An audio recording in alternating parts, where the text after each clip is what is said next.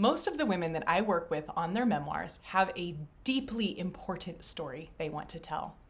Now, yes, of course, they're telling their story, and that's important too.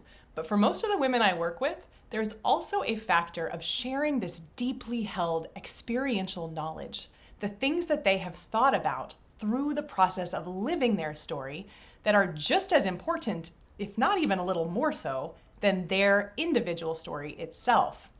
But unfortunately, when we start thinking about a message as part of our memoir, it's very, very easy to cross over into that territory where we are preaching, and readers don't like that.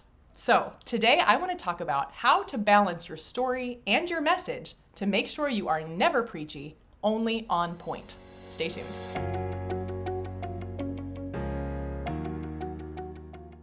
You've been writing your memoir, maybe even for years. You know your material, you know what it means. What's missing isn't the story, it's the structure. And that's why we started the Memoir Method Book Club. Every single month, Emily Thrash, a professional writer and editor, teaches you how to read like a writer by breaking down a published memoir and showing you what it's doing under the surface. Your first session is free. Head over to pageandpodium.com/book club to sign up.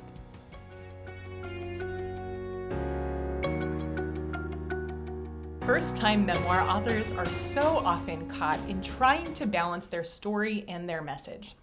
And this is totally understandable. Even experienced writers have trouble balancing story with message. And there's a really simple psychological reason for this, which is just simply that these are different types of writing. So very often when we're thinking about writing a scene, we're really focused on things like making sure that the relationship feels dynamic, keeping the conflict at the center. But sometimes when you're a first-time writer, you're even just as focused on how to format dialogue and keep the scene moving as you are on those other elements. Now, at the same time, when we try to transition out of the story into the message, we are not only transitioning from one type of writing that is very often new to us, we are also trying to transition into something that is not only a different type of writing, but really a different goal, right? So when we are moving between these scenes and what we might call sequels, what we might call exposition, what we might call philosophizing, when we are moving between these, it can be just really technically quite difficult. And that's why today I want to really make sure that you're all set to have this prepped in advance. I want to make sure that you don't leave your message behind, and I also want to make sure you don't get too preachy. And the good news is there is a way to really set yourself up for success with that by starting in the development. So this is this time period when we're working on our outline, we're really thinking through and refining some of the ideas.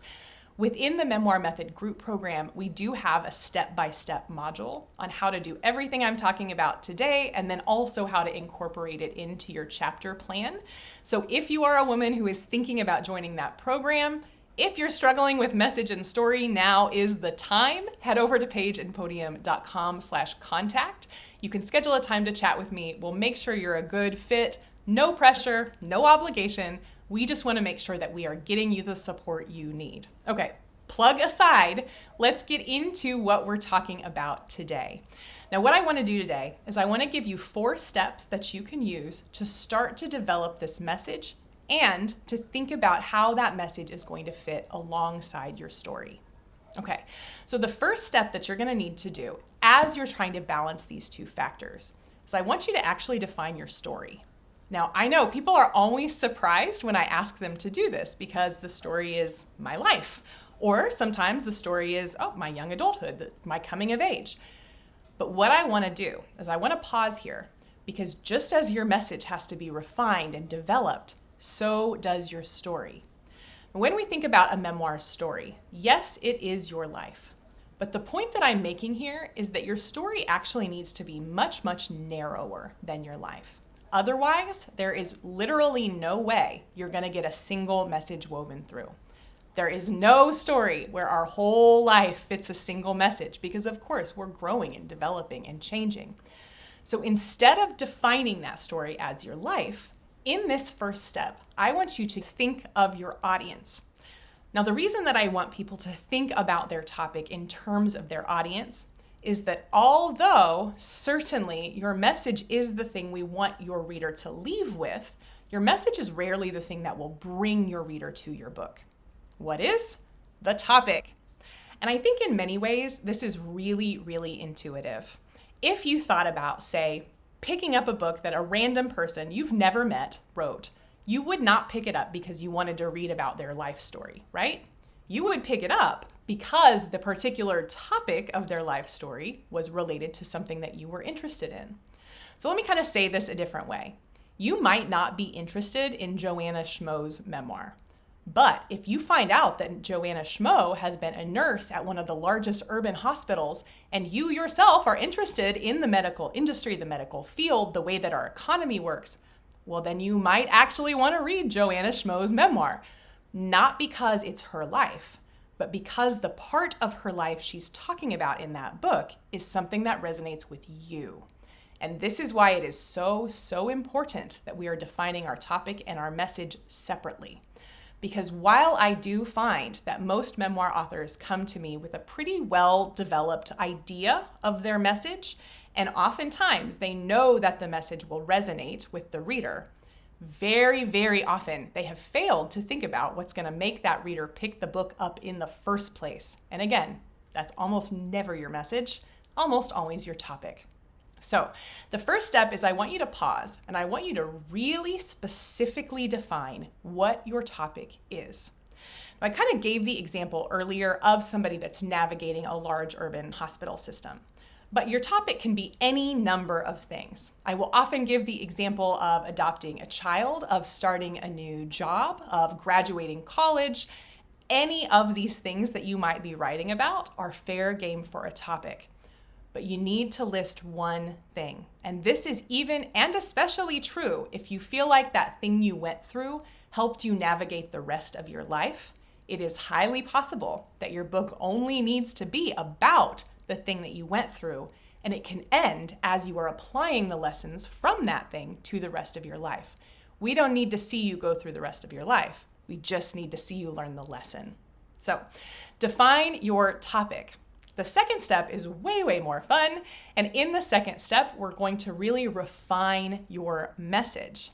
Now, again, a lot of the aspiring memoir authors who come to me do have some sense of their message.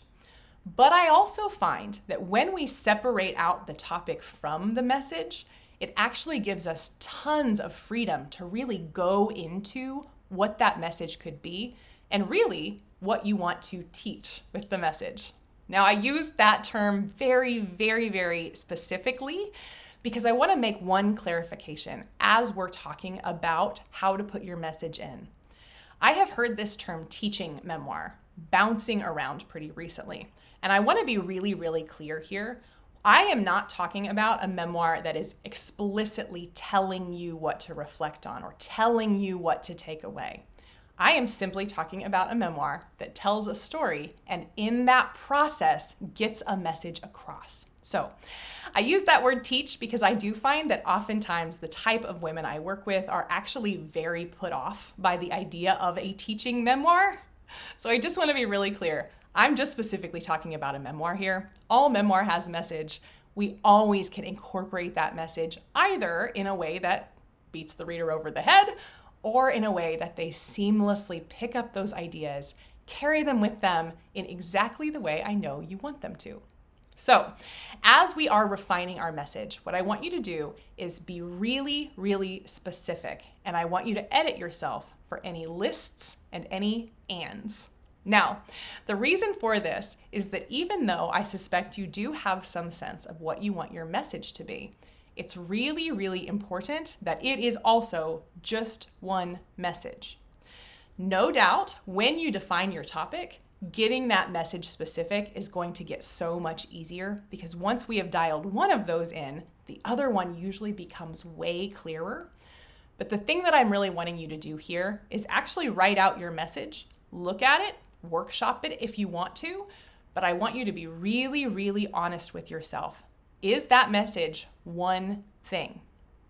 Additional caveat, Of course, we are not only sharing one message in our memoir. No one is doing that, right? As we move through our lives, we're seeing that message, some variation of that message, crop up in a lot of different ways.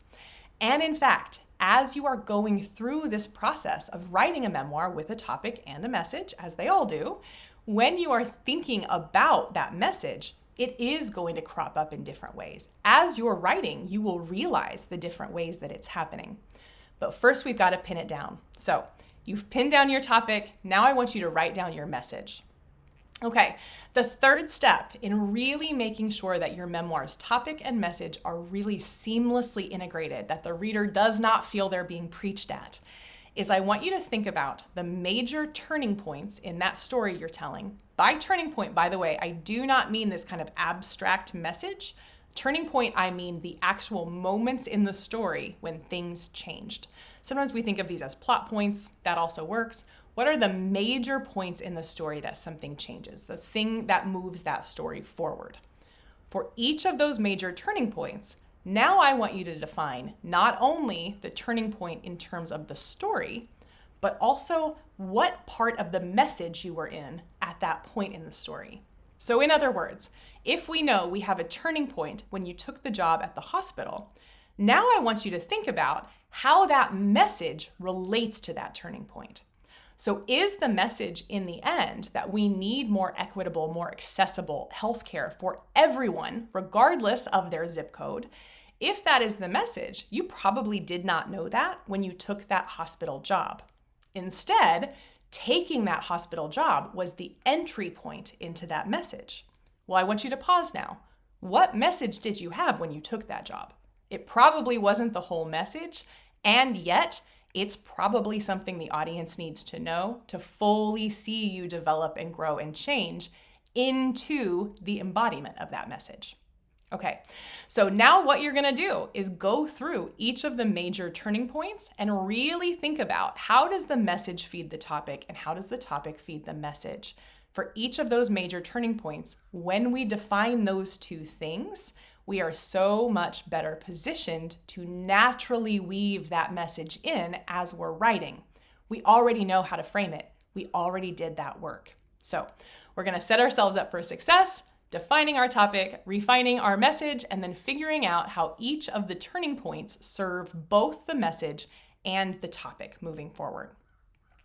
And the last step, now that you know how the message and topic incorporate into your major turning points, now I want you to either go back to your outline if you already made one, or start one if you haven't. And I want you to make sure that every single chapter you're planning to write has about 100 to 150 words worth of description. Now, usually what we are focused on in these chapter summaries is what's happening in the story. So usually we're giving ourselves a little reminder of what kind of major plot points need to happen within that chapter. But as you are going through that outline, you now also have the opportunity to really think about how throughout the book that message comes into the story. How do they work together at each point in the development of your memoir? I want you to do that planning stage first by getting that outline down, because as you go on to the chapter writing, once you finalize your outline, you are now going to have such a better roadmap of where you should be in the message as well as where you should be in the story. Now, this makes sure, of course, that your message is moving forward, and that's super, super key. But the other thing that it does, it's magic, is it will protect you from being too preachy. Here's the thing. Most of the time when people get too preachy, the reason is they don't have a clear understanding of how their message, how their understanding of things changed over time. Rather, they feel like the message they have is the message they want to share. But if you share that message in each of 20 chapters, you are absolutely beating a dead horse. Your reader is going to be so sick of it, and it's going to just feel pretty clunky. So instead, when you go through in your outline and really map out where you need to be at each stage in your book with both your topic and your message, you are in such a better position to make sure that there is balance. We're going to see growth in the story, we're going to see growth in the message, and they're going to move forward in a parallel way together. Now, these are just development stages. Of course, when we're thinking about moving into the chapter writing, that is a whole other ballgame. You will need to kind of keep an eye and make sure that you are balancing the concrete, the story, and the abstract, the message. But unless we have done that in the development stage, we are setting ourselves up for such a heavy lift when we get into the chapter writing. And that's why I want you to pause, figure out the message, figure out the topic, figure out how they go together, and then get back on the chapter train.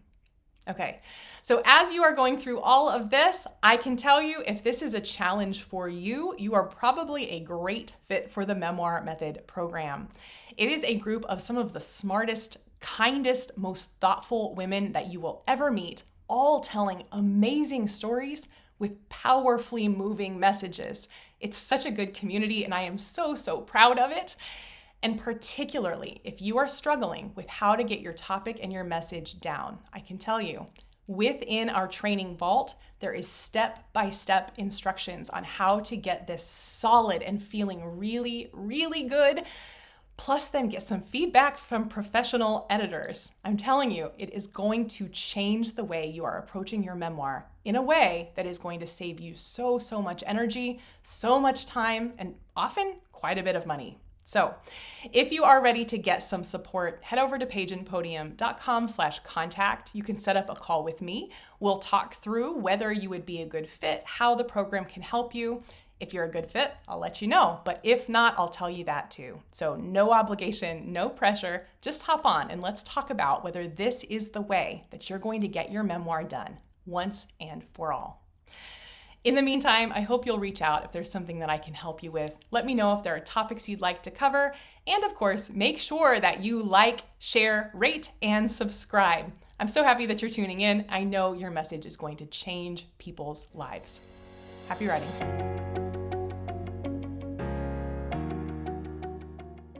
You know that feeling when a book just hits you? Not because the story is wild, but because it's shaped so intentionally that it almost makes you rethink your own story. You finish that last page and think, how did they do that? The structure, the honesty, the clarity. There's something under the surface that you just can't put your finger on. And the reason is, unless someone shows you how memoirs actually work, it's hard to translate that inspiration into your own writing. And that's exactly why we created the Memoir Method Monthly Book Club. If you want to join Emily Thrash every single month to dig into an exemplary memoir and figure out what's happening under the surface, head over to pageandpodium.com/book club. Your first month is free, and we can't wait to welcome you to the group.